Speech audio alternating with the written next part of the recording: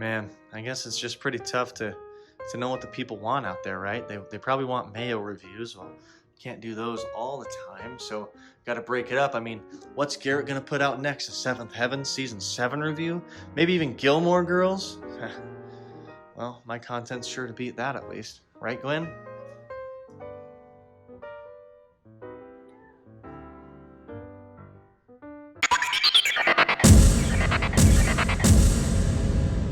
Well, what is going on, Mayo heads? I was looking back at some of my more recent videos. I'm seeing, the channel's putting out a lot of fun stuff from Garrett. And you know what? He seems to be ragging on my Golden Girls stuff that I've been working on. And so then I started looking at my own stuff and I'm thinking, God, I've been putting out a lot of serious content. What do we got, 9/11? Oof. So anyways, I'm trying to switch things up. I'm finally getting into my deep dives, and it's kind of funny. The deep dives idea was kind of a spin-off of the album retrospectives. And I did a video that you guys can watch detailing the Nelson Cruz trade. And while that title, was kind of a red herring, I mean, we didn't really talk about it except just some brief thoughts, and it was mostly kind of an update on the channel. But Garrett kind of took that idea and ran with it, and we've put out several of his deep dives, so please go check those out. But you know what? I'm going to talk to you guys today about one of my all-time favorite bands. If I had to think of what musical acts inspired me to become the musician that I am today, I can't not think of these guys being a critical piece in that puzzle. And that is, of course, Nsync. Okay, so for me, growing up, in the late 90s, early 2000s, I can't think of a band that was more popular at the time than Nsync. They were rivaling kind of the tail end of Michael Jackson's career. They were kind of coming on at the same time that some of those kind of grunge bands from the 90s were sort of fading out. And it was just kind of this perfect timing for pop to really kind of shine again. And there was a lot of these boy bands, right? There was not just Nsync, but of course Backstreet Boys, and generally in the pop scene, we got a lot of Britney Spears going on, Christina Aguilera coming down the pipeline. We're starting to get into where, kind of the trend of these Disney stars are starting to become the big acts in the world. And Nsync was probably my favorite band from when I was like probably 4 years old, from the first time I could really comprehend music and know what I liked.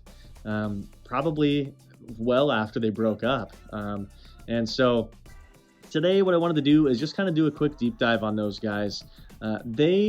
While they are so popular and so referenced and so well loved, I still feel like they are underappreciated and undervalued.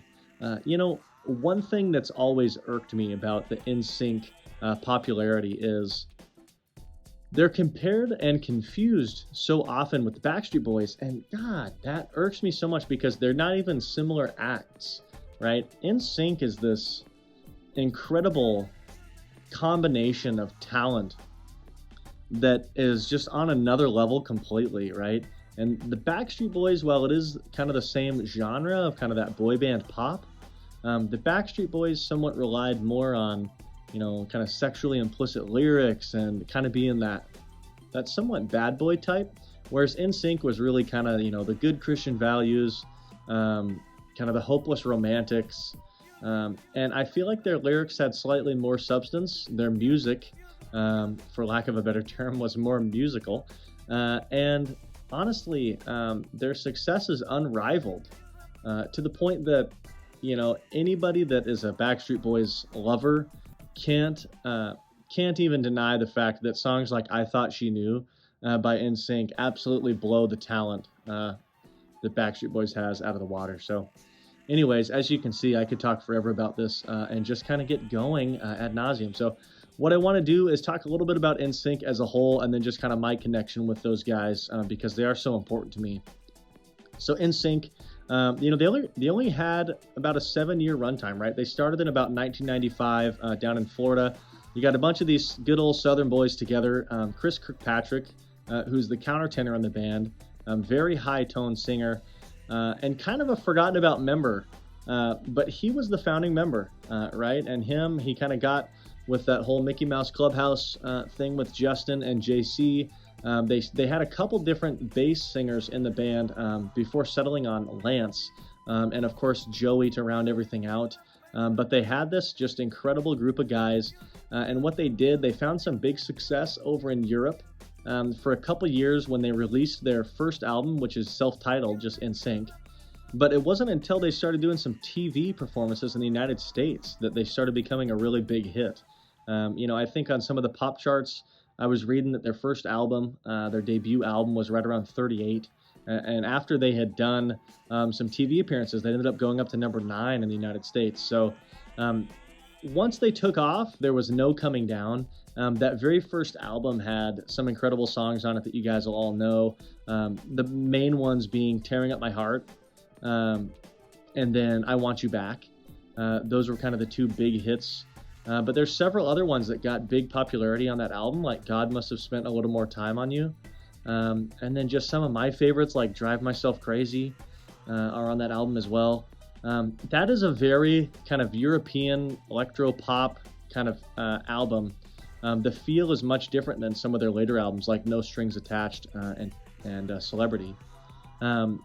Obviously, they started garnering huge success, and what they really capitalized on, in my opinion, was their onstage presence, first and foremost. They all were not only incredible singers, but incredible dancers, and they were able to combine the two to such effect live that they were one of the most popular live acts in history.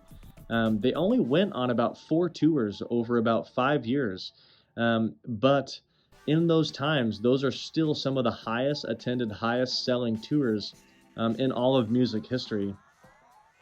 Their choreography is incredible, and when I was a kid, I had a DVD called Darren's Dance Grooves, and Darren was like the choreographer for Nsync, and you guys should have seen me, just only child, trying to learn the dance moves to songs like Digital Get Down and obviously Bye Bye Bye.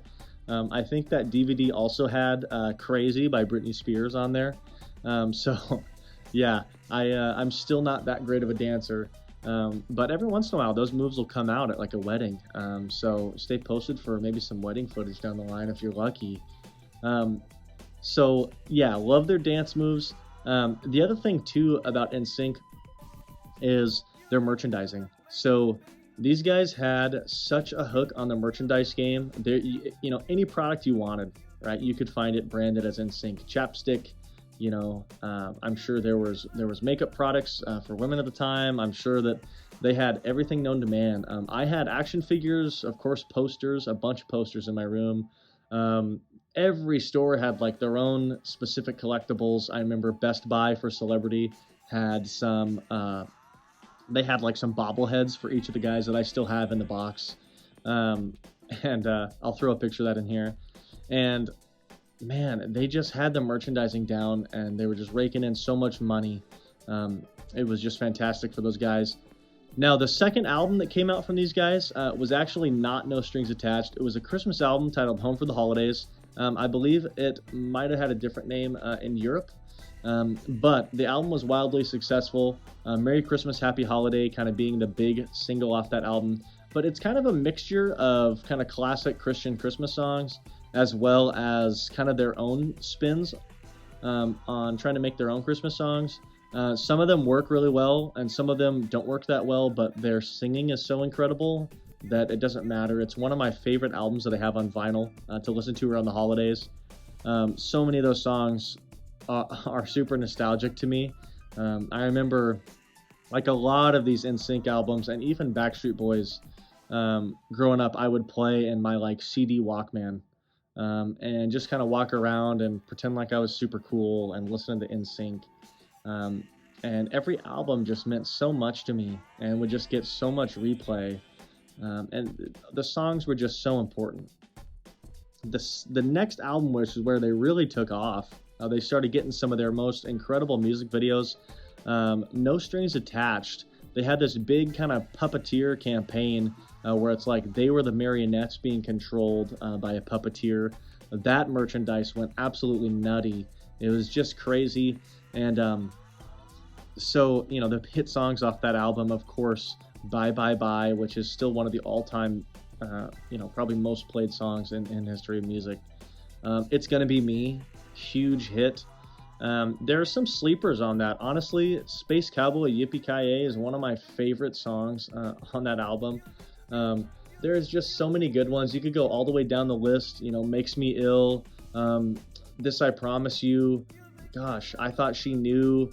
Really, turns out I love every single song off all these albums, but so many of them just mean so much. The lyrics are very inspired and very deep, and still hold up really well. They don't just come off as cheesy romantic songs.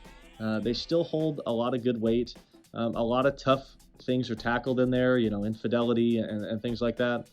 And then, obviously, you know, they come out in 2001 with Celebrity, and that was very different sound. They got a lot more creative freedom with that one. You know, songs like Pop, or some people probably know it better as just Dirty Pop, were on that album. That song was a big-time hit in the United States and all around the world.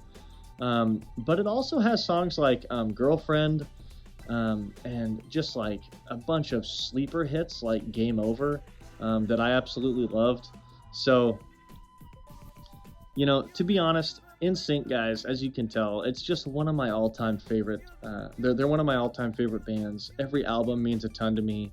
The excitement as a child, as kind of finding a band that you really identify with, that you can call yours, that's your favorite. You know, I definitely found that with Nsync. I would love to hear what you guys loved, you know, as kids, and kind of what that first group that you found that you felt like was your favorite band.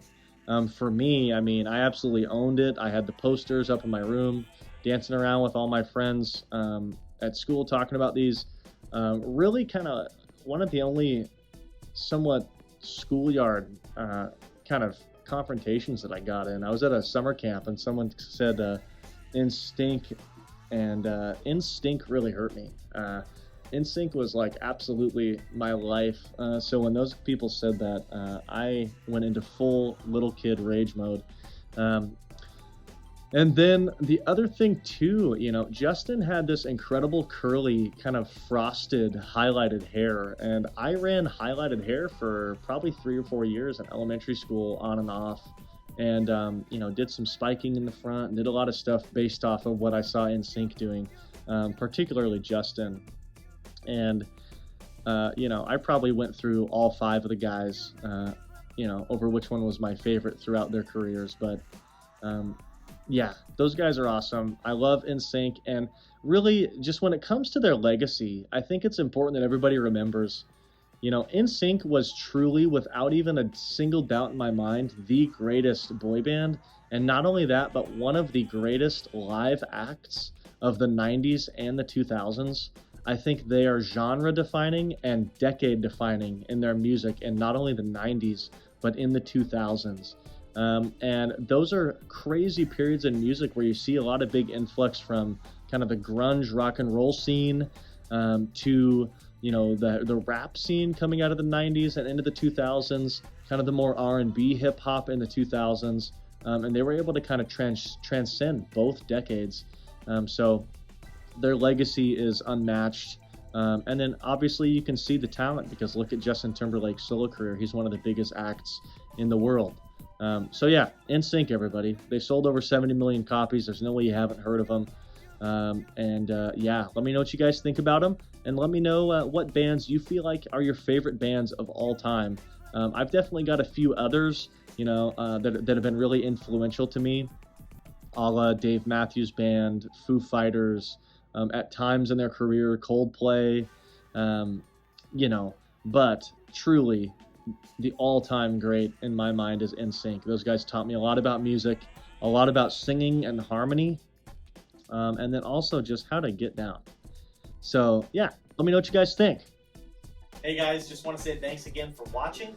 Appreciate all of you with the likes and the subscriptions. Please go check out some of Garrett's stuff. He's doing a lot of really fun stuff on his side of the channel. You know, we're going to be coming back together pretty soon for a little reunion. But once again, guys, thanks for watching. And like I said, plenty of good stuff coming down the pipeline. Plenty of good stuff to check out. Maybe you haven't checked everything out. I would recommend our Cosmo Mayo video. one of my all-time favorites.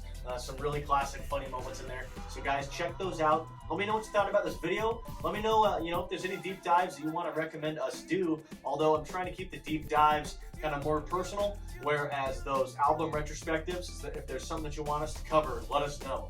Okay? All right, guys, stay tuned. Have a Mayo day.